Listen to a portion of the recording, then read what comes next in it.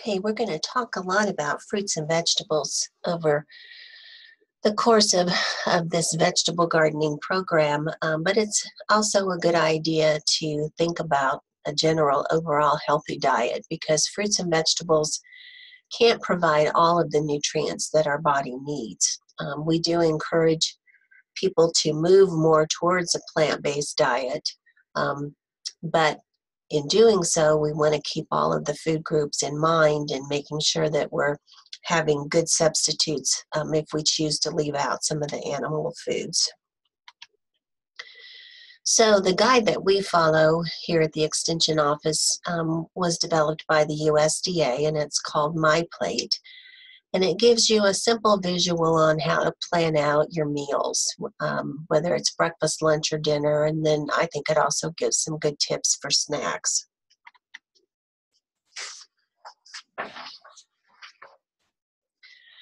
So what we want to think about as you're planning your meal is about a fourth of your plate should be a grain.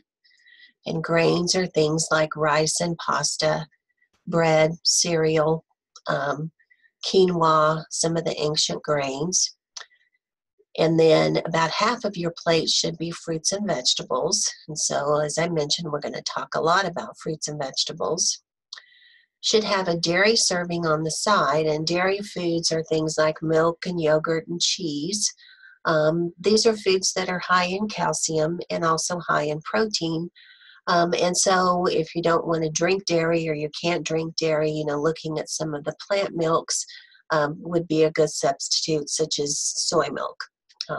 And then the last fourth of our plate should be a protein food of some sort.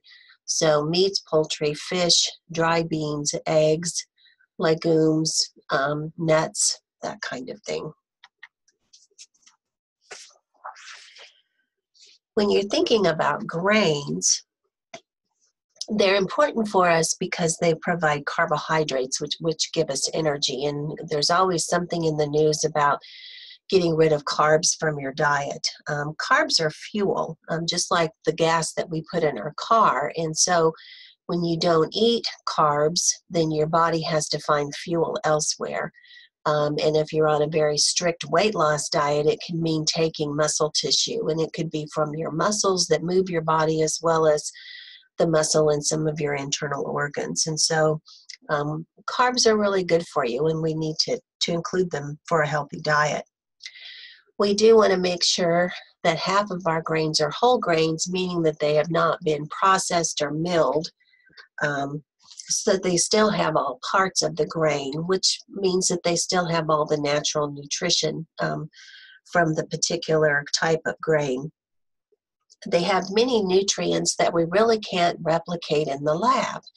And so there may be some helper things in the grain, the whole grain, that we can't put yet in a vitamin supplement because we don't know what it is. And so it's a good idea, from any aspect to eat the food. Whole grains also contain fiber that keep our digestive tract healthy and prevents constipation. So when you're reading food labels, you want to look for, generally looking at the ingredient list on the label. Look for whole wheat, whole oats, oatmeal, whole grain corn, popcorn, brown rice, whole rye, whole grain barley, and wild rice are just some examples of whole grains. Fruits and vegetables are another plant food, and they provide fiber as well as vitamin A and C, potassium, and the phytonutrients that are related to the color in each fruit or vegetable. We're going to talk a lot more about fruits and vegetables in the phytonutrient lesson, but for now, again, the thing to keep in mind is to eat a variety of colors. I mentioned the fiber. The fiber is only found in plant foods like our whole grains, fruits, vegetables, beans, legumes, and nuts and seeds. And you want to think of fiber as kind of like a scrub brush for your digestive tract. It keeps things moving so that we can get the nutrients absorbed into our body. It also helps with lowering cholesterol and keeping our blood sugar steady. Vitamin A and vitamin C that are found in fruits and vegetables are kind of like the Band-Aids and the tissues for our body because they help our immune system. Potassium helps with relaxing our muscles and lowering blood pressure.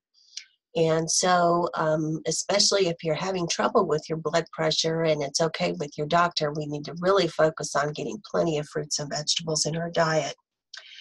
Want to target for about 5 cups of fruits and vegetables each day. And so if we make half of our plate whole, or half of our plate fruits and vegetables, and then include some in the snacks, it's pretty easy to get the 5 cups. Dairy foods provide protein, calcium, and vitamin D. And protein is a building block for our muscles and our tissues. It's also turned into enzymes that helps us digest our food, and it's important in water balance. We need calcium for strong bones and teeth, and then the vitamin D helps us absorb and use the calcium. We also use calcium in muscle contraction and water balance. And so when we don't get enough calcium in our diet, our body is going to take it from our bones, and that's what leads to osteoporosis later in life. We do recommend that you try to consume the lower fat products, but I think calcium is very important. And so if whole milk is all the milk that you'll drink, I think that's fine. And then just think about other ways to cut back on the fat elsewhere in your diet. Here are some non-milk calcium sources that I mentioned. There's soy milk. Soy milk is probably the best because it does have good protein sources, and then you want to make sure that they've added calcium and vitamin D. You can also find cereal with calcium added, as well as orange juice, but you may not get as much protein. And then you will find a little bit of calcium in dark leafy greens. We're just not sure it's absorbed as well as what is in the dairy foods.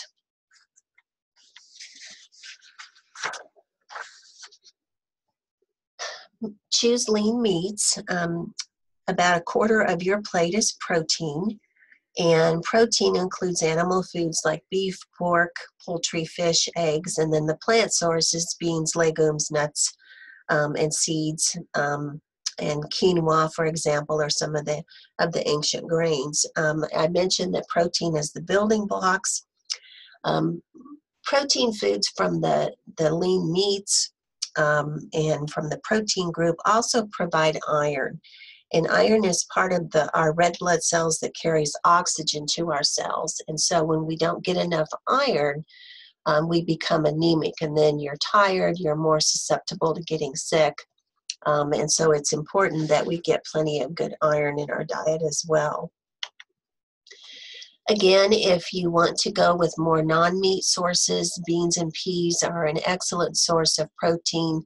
They have lots of vitamins and minerals, and they provide the fiber that we need for a good, healthy digestive tract. They're naturally low in fat, and often they're less expensive than meat. You can buy the dry ones and cook them yourself, which are probably the least expensive, but the frozen and the canned choices are also great. If you're worried about sodium, you can look for canned beans that have no salt added, or just rinse them. Rinse them in plenty of cool water. I usually rinse until the water stops bubbling. It'll kind of bubble, and that'll get rid of about 40 to 50% of the sodium, plus it'll get rid of some of those short-chain starches that can cause gas if you're not used to eating beans that often. Other non-meat sources include soybeans. You may see it in the frozen section called edamame, and you can get it shelled or unshelled. They're kind of fun as snacks to have the unshelled, and then it's like, shelling and eating. Tofu is another good source. Again, it's made from soy. Bean or veggie burgers. Eggs are great. Eggs have kind of gotten a bad rap for several years because of cholesterol, and we know now it's more of the saturated fat that increases our blood cholesterol. And so eating eggs A few times a week is fine. And then nuts and seeds, again, good protein, good iron, and lots of good healthy fat that actually is good for our heart. We can't talk about healthy eating without talking about activity. They kind of go hand in hand, and gardening is a great physical activity, bending and stretching and getting your heart rate up. And so for physical activity, we want to target for adults about 30 minutes a day, at least 5 days a week. And for children, at least 60 minutes a day, at least 5 days a week. Doesn't need to be done all at once. You know, you could break it up into several times over the day. So one thing with physical activity, and I didn't mention with the other nutrients, is that we also want to stay well hydrated. And unless you're on a fluid restriction, we want to drink plenty of water throughout the day. It keeps us well hydrated. A lot of times when you think you're hungry, actually it may be that you're just really a little dehydrated.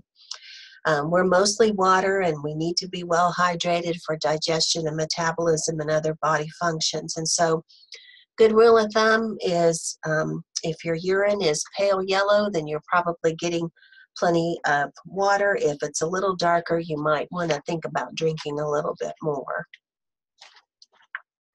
All right, so that ends it for MyPlate. If you want more information on MyPlate, go to choosemyplate.gov.